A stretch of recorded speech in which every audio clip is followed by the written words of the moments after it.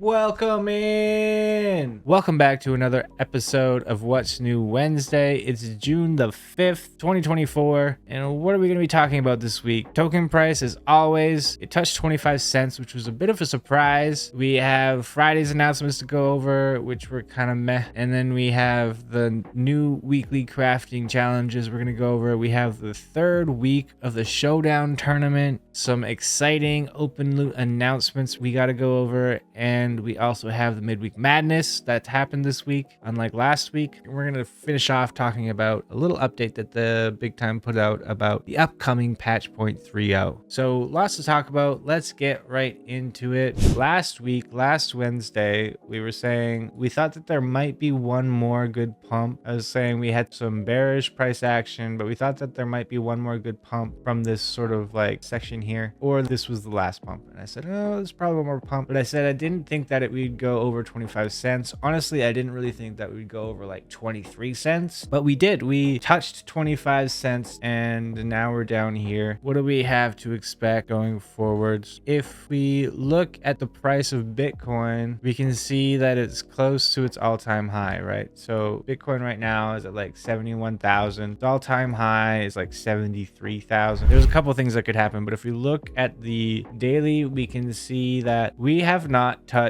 the 20-day EMA, really gone below the 20-day EMA, let alone the 50 for quite a while. I think we might end up going down towards the 100 EMA, which will be around 63, the low 60,000s. And if it does do that, then we will see Big Time token price follow suit, probably drop down towards the low teens here. But it really begs the question, like, is Bitcoin going to break past its all-time high and go towards 75,000? Or is it going to go down and start retesting lower ranges? If it does, I think it might bounce off of the 100 EMA. If it doesn't bounce off the 100 and it goes down to the 200-day EMA, that's crazy. But there's a couple different ways you could look at this. Another way we could look at it is to say, like, if Big Time drops below about 21 cents, 20 cents, then we could see it go back towards the teens. If we see it back in the teens, it's got to break down below, in my opinion, about like 20 cents. If it does that, then we might see it hit the teens again. So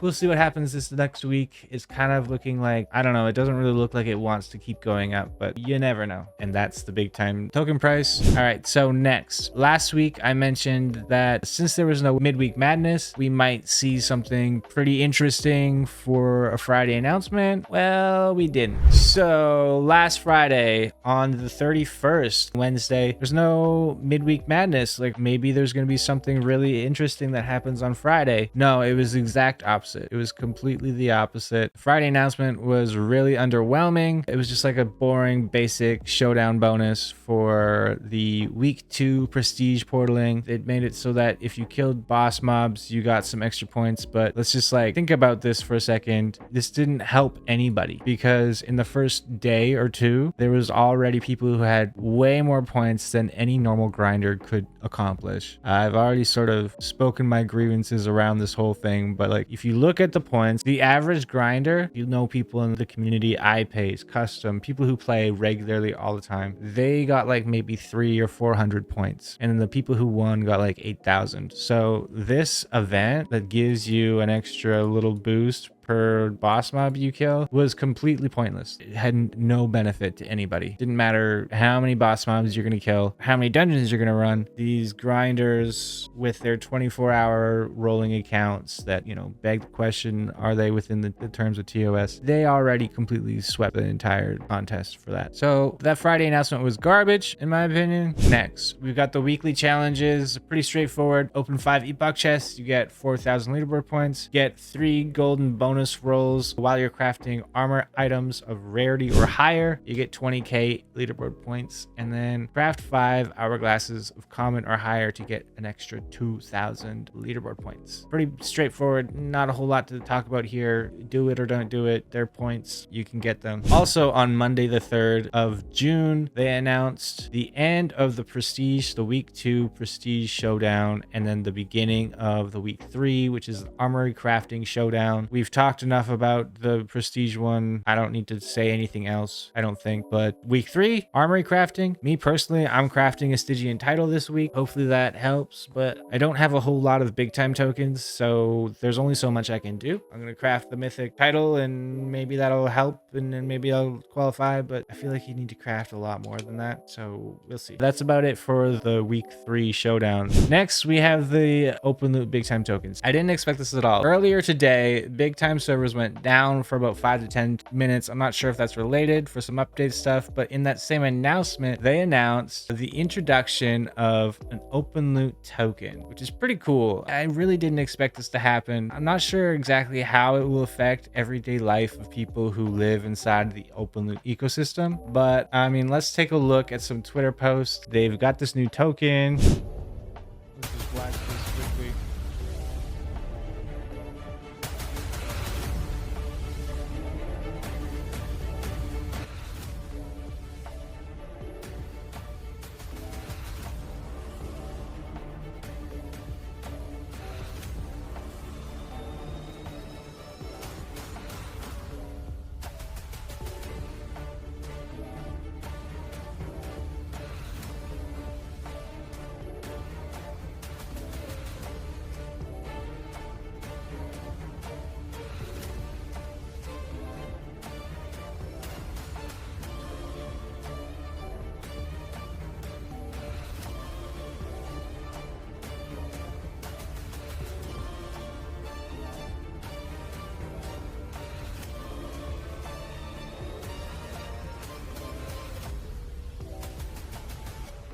That was extraordinarily extra. So they put out this Openloot token. What does it do, really? I'm really not sure. There's still a lot that needs to be determined here, but we're not really sure how it's going to affect the everyday life. But let's take a look at some Twitter posts. I guess the goal is to increase platform activity. If you look at this chart, that's the goal, right? Increase platform activity is this arrow. Everything leads towards increasing platform activity. That's good. I mean, we all want more activity. Players who hold the Openloot token will be able to spend the token, and by doing so, they're going to capture Openloot. Is that something, I don't know, in the vault? I don't know how that works. You'll be able to spend your tokens on marketplace items. So if you look at this post, so you're going to be able to use your Openloot tokens to spend on secondary items, premium currency, NFT primary sales, and you can also get a discount compared to paying in USDC. I don't know how that's going to work, but it seems kind of cool. But if you're a holder, it also has some benefits. So this is where it kind of works like a governance token. You unlock higher tiers of discounts depending on how much you hold. You get early access to Openloot games potentially, and then you also get access to exclusive airdrops and in-game rewards. So holding the token seems to be pretty valuable. It seems to be pretty important. But right now, there is this Openloot airdrop campaign. It's pretty straightforward right now. It's a social campaign. Follow all these people, make a post, 10 points per retweet of tweets published. So retweet Openloot posts and you get more points. The more points you get, the more of an airdrop you get. We don't really know how much that is right now, but it looks like it's a good way to sort of get into this whole Openloot thing. If you're looking and you're hunting for airdrops, this is an easy opportunity to get into the Openloot ecosystem and also to start reaping some rewards. So pretty cool. Round 2, round 3 TBD. We have no idea what to expect here. What is round 2 going to be? Is it going to be based on Openloot activities like buying, selling? Who knows? We don't know. There's an FAQ here, guys. If you have any questions, make sure you check this out before you lose your mind. And that's pretty much it for the Openloot token airdrop as far as we know so far. We have one last thing we're going to be checking out, and it is the midweek madness. We're gonna well, 2 more things really, because there's the midweek madness and then there's the final 0.30 event. Okay, so midweek madness number 8. Last week there was no midweek madness. This time there is. Pretty simple. If you craft a Zweehander Molten Wrath, you get double leaderboard points, and if you craft a Hatchling Hammer, you get double leaderboard points. Doesn't matter which rarity. So if you're trying to craft an exotic Hatchling Hammer right now, that would be really good leaderboard points. Just saying. Good luck to everybody who's doing that. And then the last thing we have is the final update here. They're talking about patch 0.30. They're in the finalizing phase, which means that their team is diligently working to address bug fixes. What does that mean? Is the patch 0.30 coming next week, the week after?